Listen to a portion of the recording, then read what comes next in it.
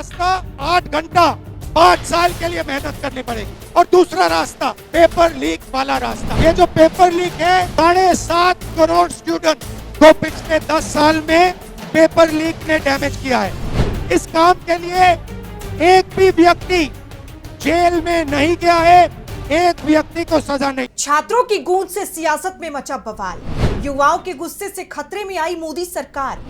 अब Gen Z versus सरकार में तकरार की हो गई शुरुआत। देश की शिक्षा व्यवस्था में लगातार हो रही पेपर लीक और भर्ती घोटालों को लेकर सियासत तेज हो गई है। कांग्रेस सांसद राहुल गांधी ने अब छात्रों के मुद्दे को लेकर देशव्यापी छात्रों की गूंज अभियान शुरू किया। इसकी शुरुआत के बाद देहरादून में आयोजित महारैली में बड़ी संख्या में छात्र पहुंचे।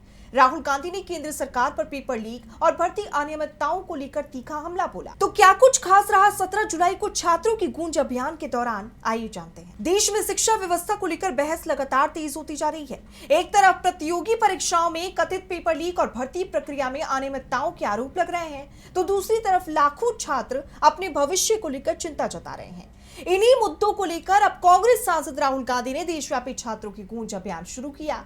कांग्रेस का कहना है कि यह अभियान उन लाखों युवाओं की आवाज है जो सालों की मेहनत के बाद भी बार बार होने वाली गड़बड़ियों से प्रभावित हो रहे हैं। इसी अभियान के तहत राहुल गांधी उत्तराखंड की राजधानी देहरादून पहुंचे।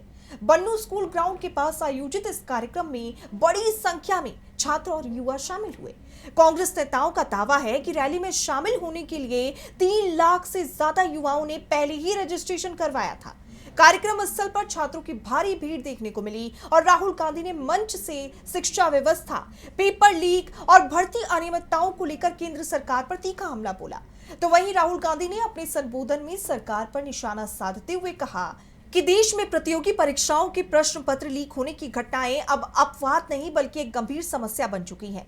लाखों छात्र कई सालों तक कठिन मेहनत करते हैं, आर्थिक और मानसिक दबाव झेलते हैं, लेकिन जब परीक्षा का पेपर लीक हो जाता है या परीक्षा रद्द कर दी जाती है तो उसकी मेहनत और उम्मीदें एक झटके में खत्म हो जाती हैं। आज सरकारी नौकरियों के लिए करोड़ों युवा प्रतिस्पर्धा कर रहे हैं। ऐसे में अगर परीक्षा प्रक्रिया निष्पक्ष और पारदर्शी नहीं होगी तो सबसे ज्यादा नुकसान उन छात्रों को होगा जिन्होंने ईमानदारी से तैयारी की है। बार बार पेपर लीक होने के बावजूद दोषियों पर प्रभावी कार्रवाई नहीं हो रही है और यही वजह है कि युवाओं का भरोसा लगातार कमजोर होता जा रहा है। एक रास्ता 8 घंटा 5 साल के लिए मेहनत करनी पड़ेगी और दूसरा रास्ता पेपर लीक वाला रास्ता। सचमुच में एक रास्ता नहीं है, सचमुच में 2 रास्ते हैं और आप सब ये जानते हो। एक रास्ता ईमानदारी का रास्ता, मेहनत का रास्ता। इस पे आपको फाइनेंशियल कॉस्ट सहनी पड़ेगी, फैमिली प्रेशर लगेगा, इस पे आपको एज लिमिट आएगा, इसके लिए आपको 8 घंटा 5 साल के लिए मेहनत करनी पड़ेगी।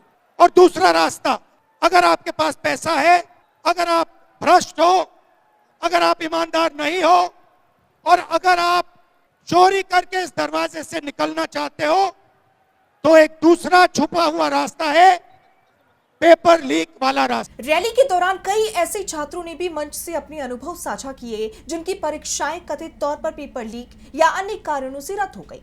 कार्यक्रम में रिया थापा के पिता ने भी अपनी बेटी की जान जाने से जुड़े घटनाक्रम का जिक्र किया और परीक्षा व्यवस्था से प्रभावित परिवारों की पीड़ा सामने रखी। कांग्रेस नेताओं ने कहा कि यह सिर्फ एक छात्र या एक राज्य का मामला नहीं बल्कि पूरे देश के युवाओं का सवाल है। तो वहीं राहुल गांधी ने अपने भाषण में केंद्र सरकार से कई सवाल पूछे। उन्होंने कहा कि अगर लगातार पेपर लीक की घटनाएं सामने आ रही हैं तो आखिर इसके पीछे जिम्मेदार कौन है? बार बार ऐसी घटनाएं क्यों हो रही हैं? दोषियों के खिलाफ सख्त कार्रवाई क्यों नहीं हो रही? अब इस पूरे मामले की जवाबदेही कौन तय करेगा? ये जो पेपर लीक है ये बढ़ता जा रहा है। 7.5 करोड़ स्टूडेंट्स को पिछले 10 साल में पेपर लीक ने डैमेज किया है। नंबर फिर से सुन लीजिए, 7.5 करोड़ युवाओं को पेपर लीक से नुकसान हुआ है। 152 लीक्स हुई हैं।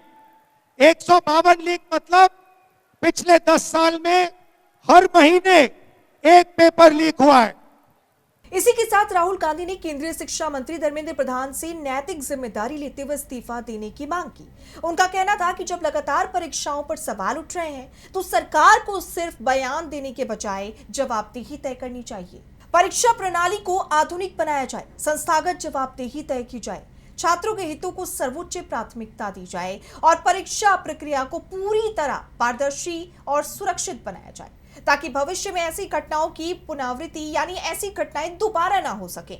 इतना ही नहीं, कांग्रेस ने साफ किया कि छात्रों की गूंज सिर्फ एक रैली नहीं बल्कि देशव्यापी अभियान है। पार्टी का छात्र संगठन national students union of India यानी NSUI और इंडियन यूथ कांग्रेस अलग अलग राज्यों में कार्यक्रम आयोजित करेंगे।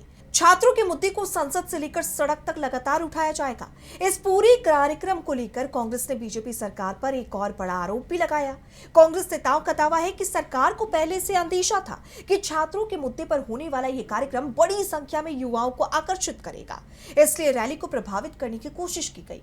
पार्टी के मुताबिक पहले राहुल गांधी की रैली देहरादून के परेड ग्राउंड में प्रस्तावित थी, लेकिन बाद में अचानक कार्यक्रम की इजाजत रद्द कर दी गई।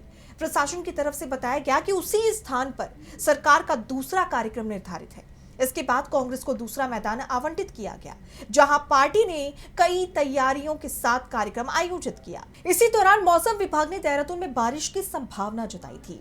इसे देखते हुए कार्यक्रम स्थल पर वाटरप्रूफ टेंट लगाए गए, ताकि खराब मौसम की स्थिति में भी राहुल गांधी और छात्रों के बीच संवाद बाधित न हो।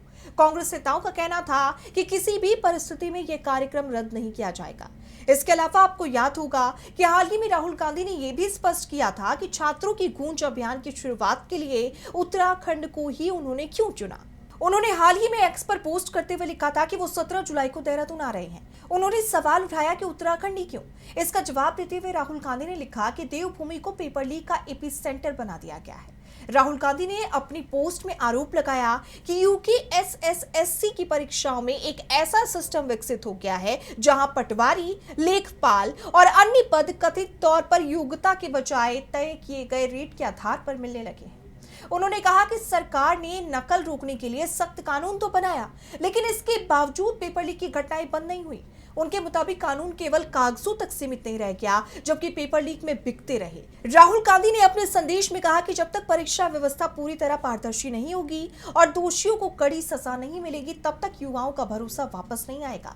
तो दूसरी ओर बीजेपी लगातार कांग्रेस के आरोपों का जवाब देती रही है और सरकार का कहना है कि परीक्षा व्यवस्था को मजबूत बनाने और दोषियों के खिलाफ कार्रवाई के लिए आवश्यक कदम उठाए जा रहे हैं। हालांकि कांग्रेस का दावा है कि जमीन पर हालात अब भी चिंताजनक है और छात्र लगातार परेशान हैं। फिलहाल इतना जरूर है कि छात्रों की गूंज अभियान ने शिक्षा और रोजगार के मुद्दे को एक बार फिर राष्ट्रीय राजनीति के केंद्र में ला दिया है।